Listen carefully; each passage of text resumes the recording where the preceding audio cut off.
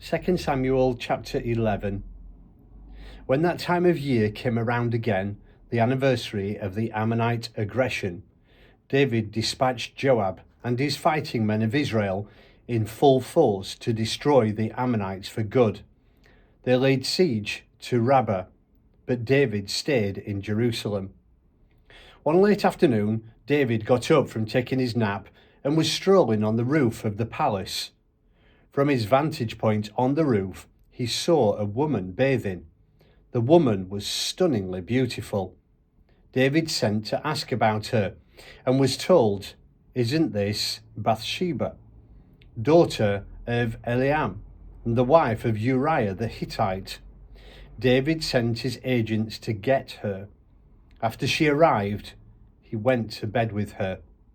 This occurred during the time of purification following her period. Then she returned home. Before long, she realized she was pregnant. Later, she sent word to David, "I'm pregnant." David then got in touch with Joab. "Send Uriah the Hittite to me." Joab sent him.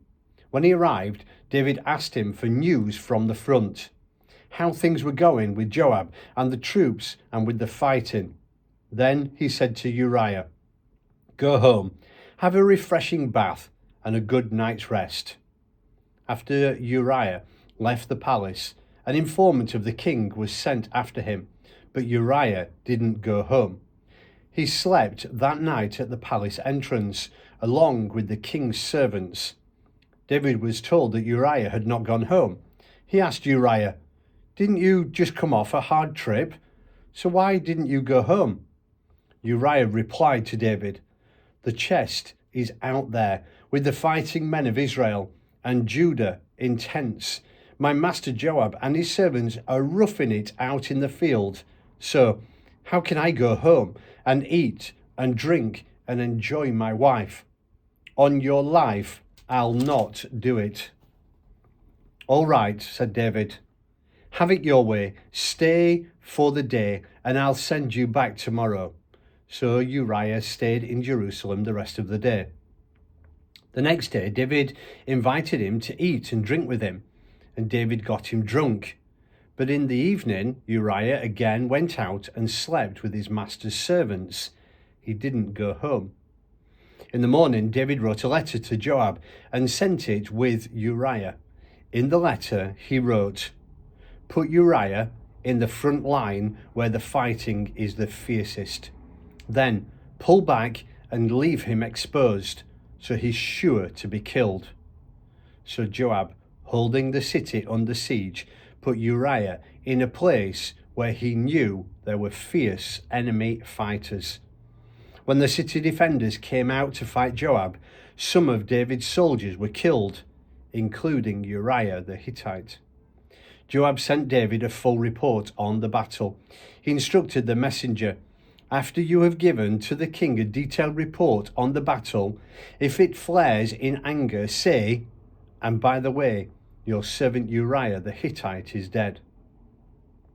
Joab's messenger arrived in Jerusalem and gave the king a full report. He said, "The enemy was too much for us.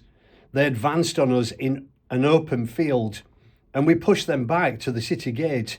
But then arrows came hot and heavy on us from the city wall, and 18 of the king's soldiers died."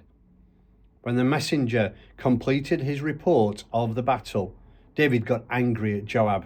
He vented it on the messenger. "Why did you get so close to the city?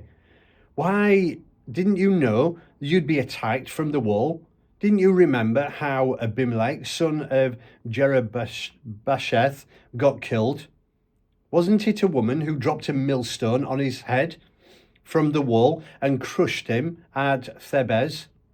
Why did you get so close to the wall?" "By the way," said Joab's messenger, "your servant Uriah the Hittite is dead." Then David told the messenger, "Oh, I see. Tell Joab, don't trouble yourself over this. War kills, sometimes one, sometimes another. You never know who's next."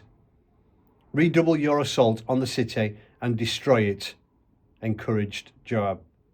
When Uriah's wife heard that her husband was dead, she grieved for her husband.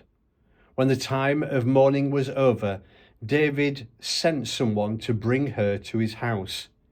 She became his wife and bore him a son.